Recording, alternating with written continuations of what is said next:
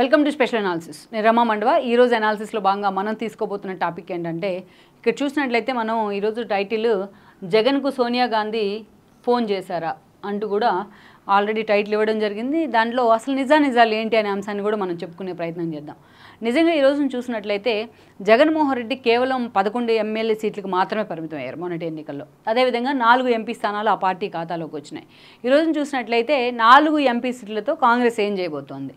నిజంగానే సోనియా గాంధీ జగన్మోహన్ రెడ్డికి ఫోన్ చేసే ప్రయత్నం చేశారా? ఆల్మోస్ట్ దాదాపు 14 ఏళ్లుగా సోనియా గాంధీకి జగన్మోహన్ రెడ్డికి మధ్య మాటలు లేవు. ఆ స్థాయిలో కాంగ్రెస్ నేతలకి జగన్మోహన్ రెడ్డికి మధ్య ఒక గ్యాప్ అయితే ఉంది. అలాంటి గ్యాప్ను కూడా బ్రేక్ చేసే విధంగా ఈరోజు సోనియా గాంధీ నిజంగానే జగన్మోహన్ రెడ్డి మీద ఫోకస్ పెట్టారా?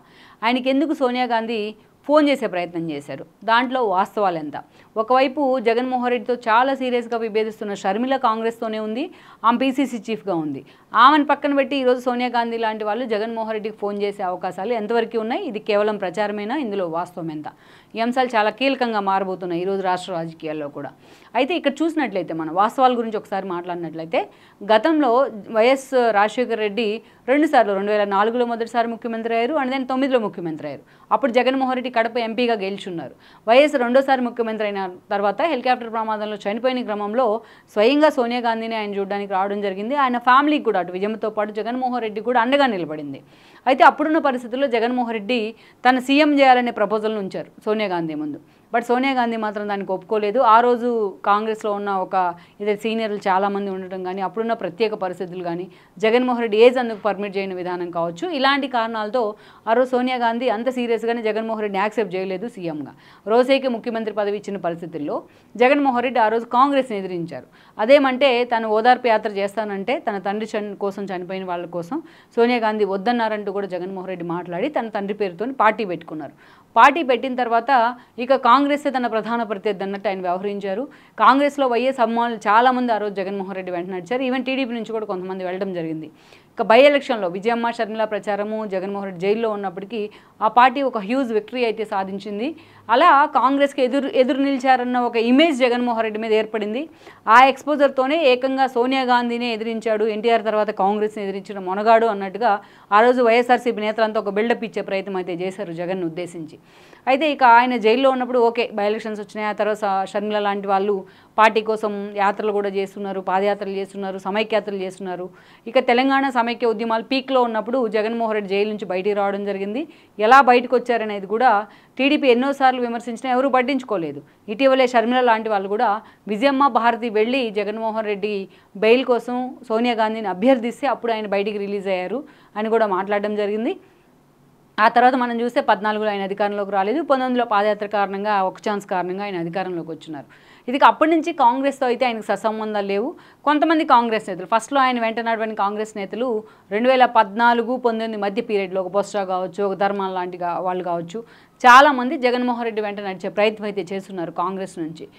ఏపీలో తెలంగాణ ఇచ్చినందుకు ఏపీలో పార్టీ పూర్తిగా డ్యామేజ్ అయింది అనే అంచనా కంటే కాంగ్రెస్ అధిష్టానం మాత్రం పూర్తిగా కాంగ్రెస్ ఓట్ బ్యాంక్ వైఎస్ఆర్సీపీ వైపు కన్వర్ట్ అయింది అనే ఒక ఇమేజ్లో ఉంది. అది నిజం కూడా, అందులో వాస్తవం కూడా ఉంది.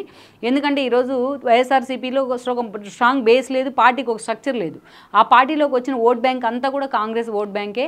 ఆ పార్టీలోకి వచ్చిన నేతలంతా కూడా కాంగ్రెస్ నేతలే. బొత్స లాంటి వాళ్ళు మొదలుకొని అనేక మంది ఎమ్మెల్యేల వరకు, లైక్ కోటంరెడ్డి వరకు కూడా. సో అలాంటి సిచ్యువేషన్ నుంచి జగన్మోహన్ రెడ్డి మీద అయితే ఆ కోపం కాంగ్రెస్ అధిష్టానంలో ఉంది. రాష్ట్రంలో ఏదైతే తెలంగాణ ఇచ్చినా, ఏపీని విడదీసినా, ఈరోజు తెలంగాణలో మరోసారి కాంగ్రెస్ అధికారంలోకి వచ్చింది. కానీ ఏపీలో ఇప్పటి వరకు కూడా పార్టీ రీవ్యాంప్ అయ్యే ప్రయత్నం జరగట్లేదు. అందుకు కారణం జగన్మోహన్ రెడ్డి అన్న ఒక ఏదైతే ఆలోచన కాంగ్రెస్ అధిష్టానంలో ఉంది, ఆ కోపం కూడా ఉంది. ఇక మనం చూసినట్టయితే లైక్ తెలంగాణలో తన అన్నను విభేదించి 2019లో జగన్మోహన్ రెడ్డి అధికారంలోకి వచ్చిన తర్వాత షర్మిల తెలంగాణలో పార్టీ పెట్టున్నారు. బట్ అక్కడ ఆమె పార్టీ పోటీ చేయకుండా కాంగ్రెస్కి మద్దతు ఇచ్చారు. ఎన్నికల తర్వాత ఏపీలోకి ఎంట్రీ ఇచ్చారు. ఆమెకి లైక్ ఆమె వెంట కేవీపీ లాంటి వాళ్ళు వెంటే నడుస్తూ వచ్చారు. అందుకే ఆమెకి పీసీసీ పదవి వచ్చింది. ఇక డే 1 నుంచి కూడా తన అన్నని టార్గెట్ చేస్తూ ఆమె ఎన్నికలను ఫేస్ చేసింది. కడపలో కూడా ఆమె బరిలో దిగారు, కడప నుంచి ప్రచారం చేస్తున్నారు. విజయం లాంటి వాళ్ళు కూడా షర్మిలాకు మద్దతు ప్రకటిస్తూ ఈ నసనేం భరించలేనంటూ ఈరోజు అమెరికాకి ఆమె పరిమితమైన పరిస్థితి. ఎన్నికల్లో కొడుకా కూతురు అని తేల్చుకోలేని పరిస్థితుల్లో. ఇలాంటి సిచ్యువేషన్లో షర్మిల ప్రచారం ఆమె కంటే కాంగ్రెస్ కంటే కూడా ఎక్కువగా కూటమికే పనిచేసింది అనుకోవాలి. ఒక హ్యూజ్ విక్టరీతో ఈరోజు కూటమి నిలబడింది. ఆల్మోస్ట్ ఒక హ్యూజ్ విక్టరీని సాధించిన పరిస్థితి గతంలో జగన్మోహన్ రెడ్డి కంటే పోలిస్తే 164 సీట్స్. సో ఈరోజు చూసినట్లయితే ఇక సోనియా గాంధీ జగన్మోహన్ రెడ్డికి ఫోన్ చేశారన్న ప్రచారం ఉంది. అయితే అందులో వాస్తవం లేదని కొంతమంది చెప్తూ ఉన్నారు. ఎందుకంటే ఈరోజు చూసినట్లయితే ఫోన్ చేశారు అంటానికి కారణాలు ఏంటంటే చంద్రబాబు నాయుడు, నితీష్ కీలకంగా మారారు ఈరోజు మెజారిటీ సాధించలేకపోవడం వల్ల మోడీ లాంటి వాళ్ళు. సో వాళ్ళిద్దరు కలయిక కారణంగానే ఈరోజు ఎన్డీఏ మరోసారి గవర్నమెంట్ని ఫామ్ చేస్తున్న పరిస్థితి. అయితే మొన్న రిజల్ట్ వచ్చిన క్రమంలో చంద్రబాబు నాయుడుతో నితీష్తో మేము చర్చలు జరుపుతామంటూ రాహుల్ లాంటి వాళ్ళు మాట్లాడారు, ఖర్గే లాంటి వాళ్ళు మాట్లాడారు.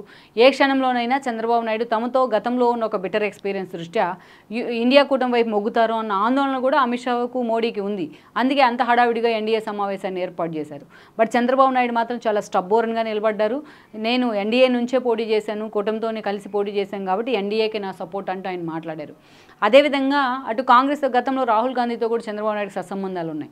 అందుకే చంద్రబాబు ఆఖరి నిమిషంలోనైనా అటువైపు మొగ్గుతారేమోనని ఇండియా కూటమి ఆశపడింది. బట్ వాటన్నిటిని బ్రేక్ చేస్తూ చంద్రబాబు నాయుడు మోడీ వైపు నిలబడ్డారు, ఎన్డీఏలోనే ఉన్నారు ఇప్పుడు దాకా. ఇలాంటి సిచ్యువేషన్లో ఎప్పుడైతే గవర్నమెంట్ ఎన్డీఏ ఇంకా ఫామ్ కాకముందు ఎన్డీఏలోకి చంద్రబాబు నాయుడు పూర్తి స్థాయిలో వాళ్ళు మద్దతు ప్రకటించకముందు 1-2 రోజుల్లోనే ఈ చర్చ జరిగింది.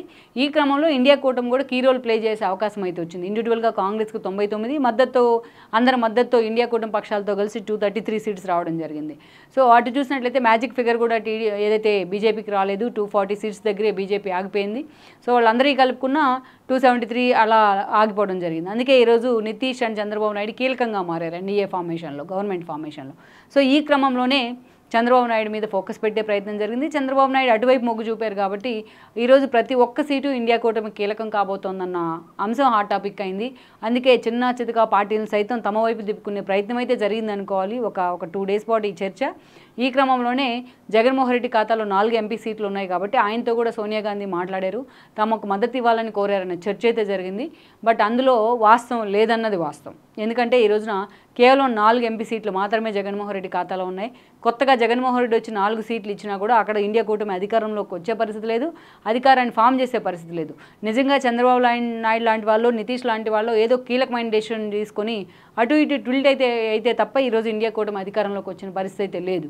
అందుకనే సోనియా గాంధీ లాంటి వాళ్ళు తన ఏదైతే గత అనుభవాలను పక్కన పెట్టి జగన్మోహన్ రెడ్డి వైపు చూస్తారనో, జగన్మోహన్ రెడ్డి వైపు కలిసి ఫోన్ చేస్తారనో అంచనాలను అయితే మనం వేయలేం. ఇదంతా కేవలం ప్రచారంలో భాగంగానే నడుస్తోంది. బీజేపీకి మీరు లేకపోతే మాకు కాంగ్రెస్ ఉంది అని చెప్పడానికి జగన్మోహన్ రెడ్డి లాంటి వాళ్ళు తెర మీదకి తీసుకొచ్చిన ఒక మైండ్ గేమ్గానే దీన్ని చూడాలి.